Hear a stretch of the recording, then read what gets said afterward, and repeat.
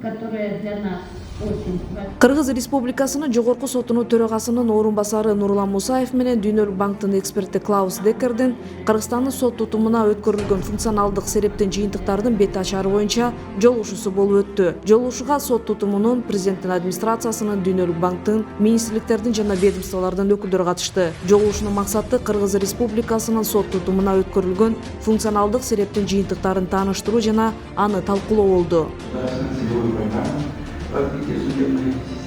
Сот адилеттик системасынын ачыктыгын, жеткиликтүүлүгүн жана натыйжалуулугун камсыздоого багытталган зарыл инфраструктураны түзүү жана маалыматтык системаларды иштеп чыгуу боюнча активдүү иштер жүргүзүлүүдө. Санариптик технологияларды киргизүү жана колдонууну кеңейтүү, электрондук сот адилеттигин түзүү 2023-2026 жылдарга Кыргыз Республикасынын сот адилеттиги системасын өнүктүрүү, мамлекеттик максаттуу программасынын артыкчылыктуу багыттарынын бир катары белгиленген. Бирок бизде өз алдынча чечүүгө мүмкүн болбогон маселелер бар. Ошондуктан Кыргыз Республикасынын сотторун санариптештирүү маселелеринде колдоо көрсөтүүгө даяр экендиги үчүн Дүйнөлүк банкка ыраазычылык билдиргим келет жана Дүйнөлүк банктын активдүү колдоосу жана көмөгү менен биз санариптик трансформация боюнча башталган ишти олуттуу илгерилете аларыбызга чын дилимден ишенем, деди Нурлан Мусаев.